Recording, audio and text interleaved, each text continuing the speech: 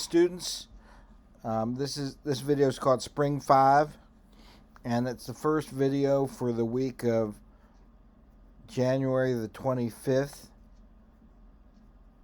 to February the 1st. I hope you all watched the first set of videos real careful, and you took good notes, and you have your textbook and your lab manual. You got your first lab back graded.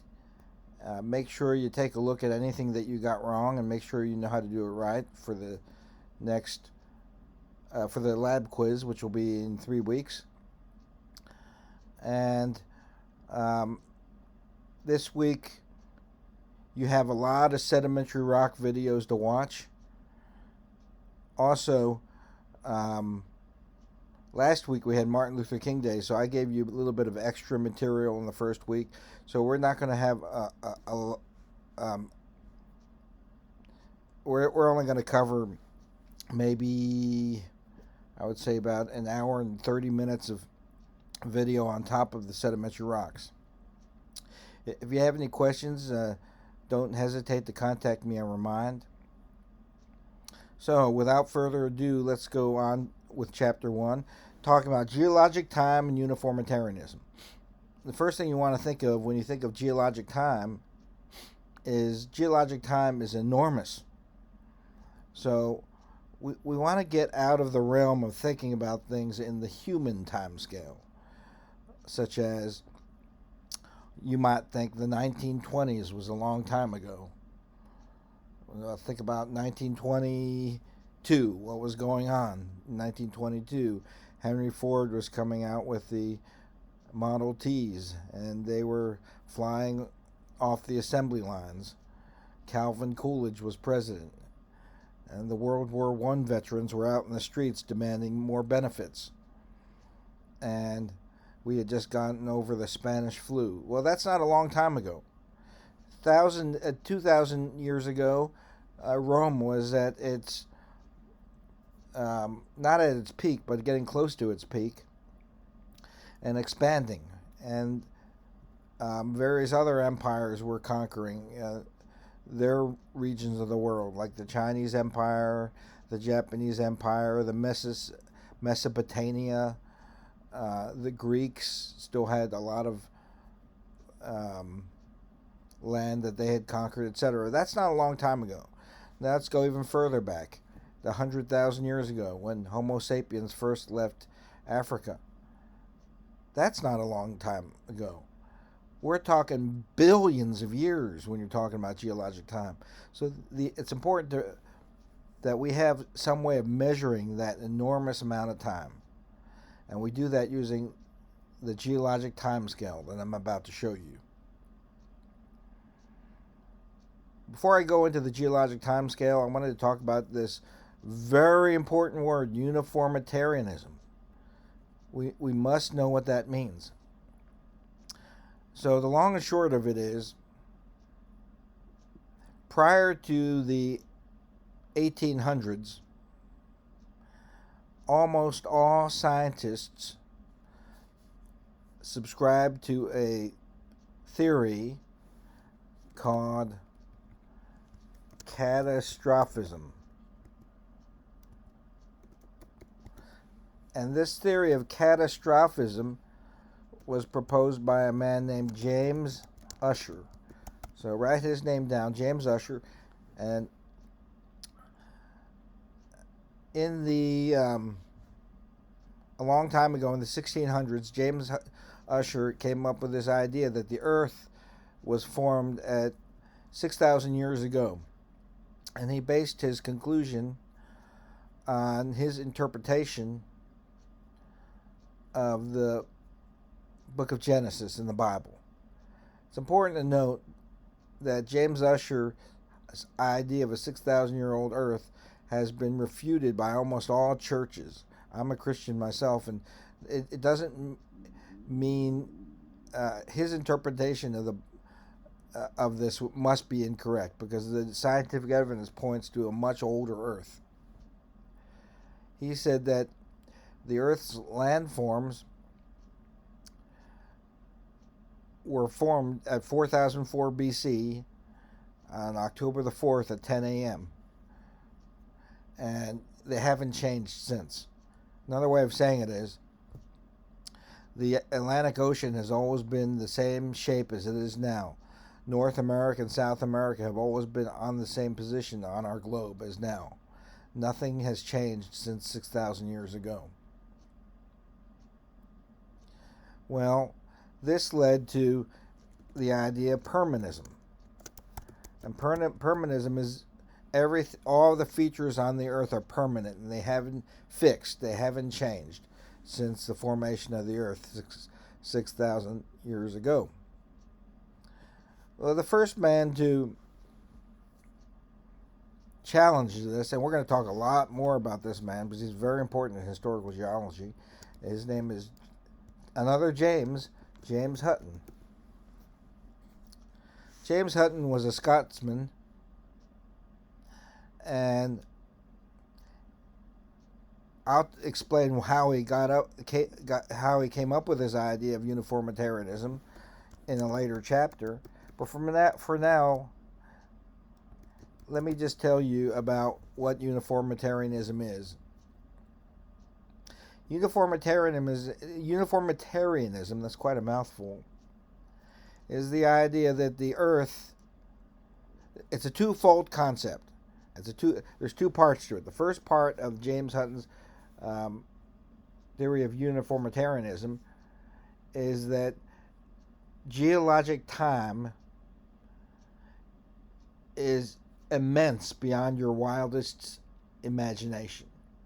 The way he put it is, the past is so far back that one cannot see it, and the future is so distant that it's beyond the horizon. So Earth time is immense. The Earth is not 6,000 years old. Of course, James Hutton didn't know the exact age of the Earth because in the 19th century we didn't have we hadn't discovered radioactivity yet. And the discovery of radioactivity by Marie Curie, elle est française, she's French. Actually, she's a Polish immigrant who became a French citizen and married a Frenchman by the name of Pierre. She discovered radioactivity, and that would lead to us being able to figure out how old things are in the Earth. And I'll tell you, ladies and gentlemen, that radioactive dating is extremely accurate, and I'll explain why later on. But for now, let me just say that there's a second part to the principle of uniformitarianism. First is the Earth is unimaginably old. The second can be summarized by the following phrase that you're going to use over and over again when you're looking at sedimentary rocks. The present is the key to the past. What does James Hutton mean when he says the present is the key to the past? Well, it's quite simple.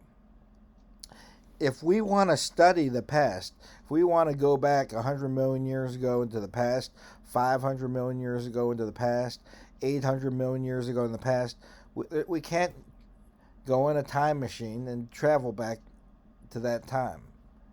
The only way we can figure out what, let's say, Oak Ridge was like 245 million years ago is by looking at the sedimentary rocks and remembering the present is the key to the past. Now, how does that work?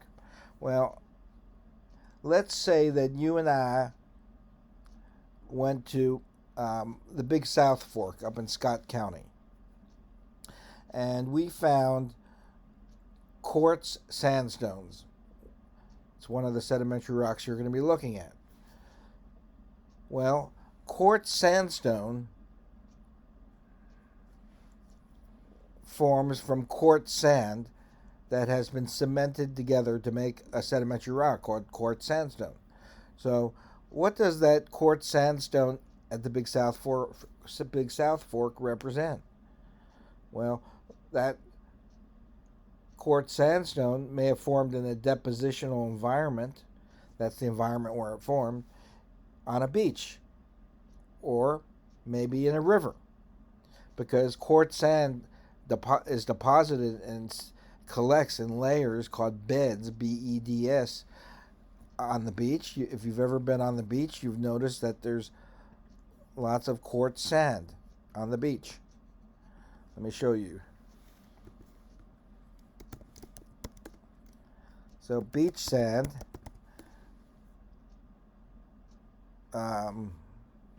this looks like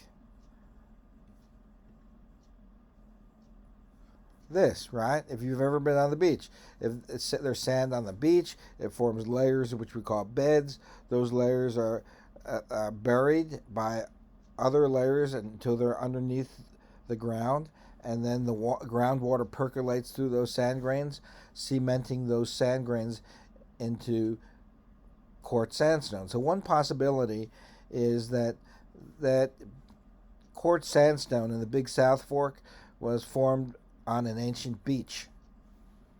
The other possibility, let's say, is that quartz sand collected in a river.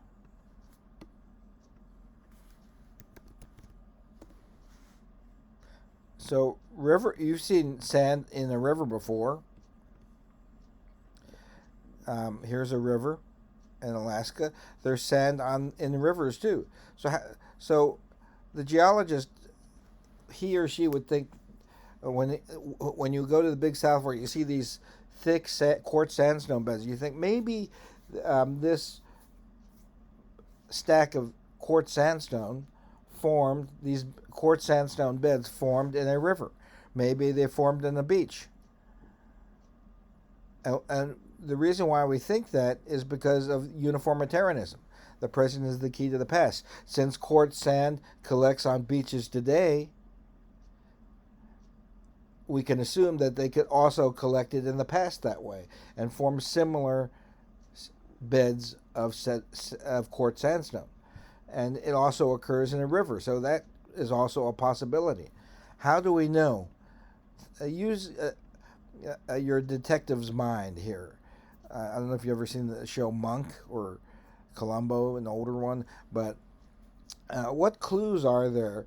Let's say you and I are standing at the Big South Fork looking at some quartz sandstone beds, and they're maybe 15 feet thick, and we're thinking, where did this quartz sand form? What depositional environment did that quartz sand form? Well, maybe a beach, perhaps. Maybe a desert. Quartz sand also forms in the desert. Maybe in a river. How would you test to figure out which one of those depositional environments that Big South Fork quartz sand formed in? How would you figure it out? Let's say you and I were there, and you'd win $1 million if you could figure it out. Did those quartz sandstone beds form in a river, in the desert, or on a beach? Think about it for a moment. How would you do it? Well, what I would do is I would knock off chunks of that rock, bring it back to the laboratory, look under a magnifying glass, and if that didn't work, I would look under a microscope, and I would look in between those quartz sand grains and see if I could see any fossils in that quartz sandstone, for example. And if I saw little seashells in it, what depositional environment did that quartz sand probably form in? On a beach. If I found cactus spines or desert tortoise fragments in between the quartz sand grains, then what would be the appropriate depositional environment for those quartz sandstone beds at the Big South Fork? Probably a desert. If I found freshwater fish bones in between the quartz sand grains, what depositional environment do you think that quartz sand formed in? Probably a river, right? So when you actually go to the Big South Fork, and if you knocked off enough chunks of the quartz sandstone, and we find freshwater fish bones in between the sand grains. Where did the rocks in the Big South Fork form? In an ancient river. And by the way, ladies and gentlemen, let's say those rocks are 400 million years old at the Big South Fork. What does that tell us? According to the principle of uniformitarianism, it tells us that 400 million years ago, that part of Scott County, Tennessee, was covered by an ancient river. That's how we use the principle of uniformitarianism. The present is the key to the past. So always keep that in your mind. When you look at sedimentary rocks, you want to look at the clues in those sedimentary rocks to figure out where do they form and what depositional environment do they form. Shallow ocean, deep ocean, a swamp, a woodland, a river, a lake. And you got to be like a detective and look for all those clues in those sedimentary rocks to figure out depositional environment.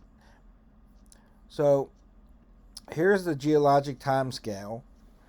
And in physical geology, you didn't have to memorize this. I hate to say it, but well, I don't hate to say it, actually. You have to know the geologic time scale. There's no ifs, ands, or buts about it. You have to memorize the geologic time scale. Let's take a look at the geologic time scale. And here you can see that there are 4 subdivisions of geologic time. In other words, we could divide geologic time into 4 separate types of units. The largest units are eons. Eons are divided into eras. Eras are divided into smaller units of time called periods. Periods are divided into even smaller units of time called epochs. So, in summary, the largest units of geologic time are called eons, and they're divided into eras, and they're divided into and they're divided into periods, and periods are divided into epochs. So the largest subdivision of geologic time is an eon, and the smallest is an epoch.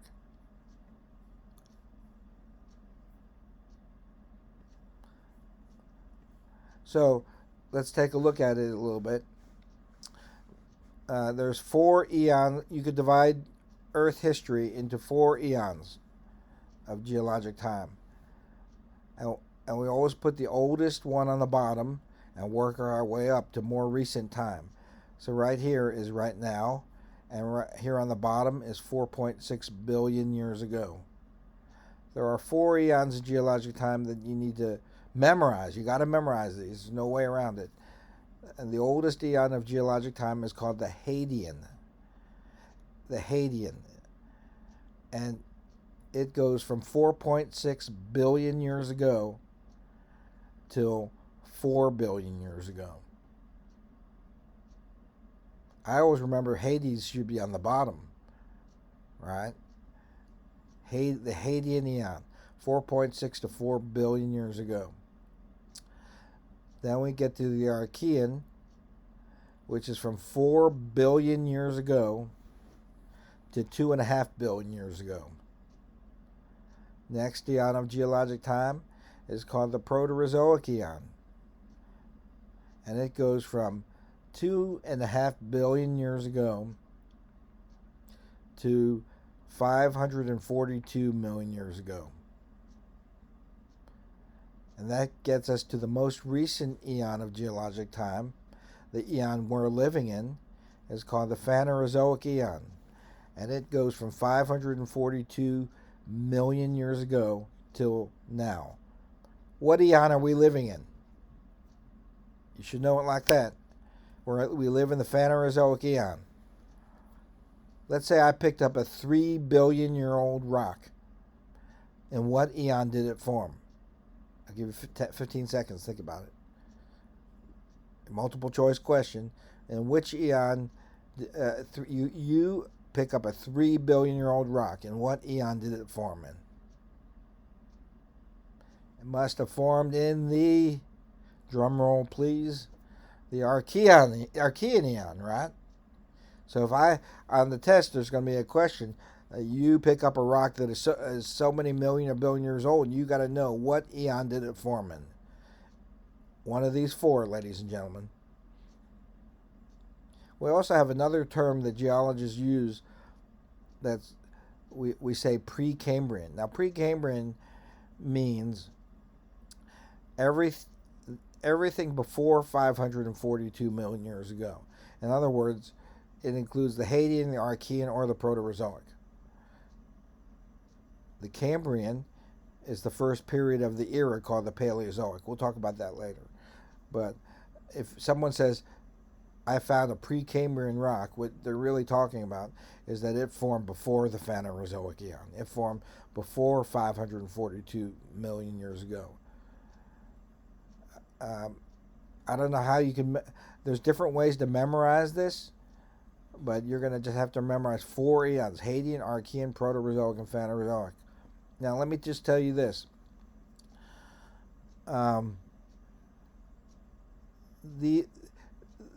These eons are not arbitrary. They mark big changes in Earth history. For example, 4.6 to 4 billion years ago, the Hadean. Why do we have this boundary from 4 billion years ago between the Hadean and the Archean? That's because by 4 billion years ago, we had started to form the beginnings of the oceans. When Earth was formed, there was no ocean. And then by 4 billion years ago, we started to form oceans. The boundary between the Archean and the Proterozoic eon is at 2.5 billion years ago. What happened 2.5 billion years ago as you crossed over from the Archean to the Proterozoic? Well, 2.5 billion years ago was when sexual life appeared on the planet. There's 2 types of life on planet Earth: sexual creatures, such as humans, where you have male and female, and asexual creatures. We'll talk about that later on, but asexual creatures are organisms that do not have gender. They reproduce by cloning. Sexual creatures have male and female, and they reproduce by sex. So 2.5 billion years ago, gender appeared. Then we get to this boundary between the Proterozoic eon and the Phanerozoic eon that occurred 542 million years ago. What happened 542 million years ago? What happened 542 million years ago is something we're going to study a couple months from now, which is called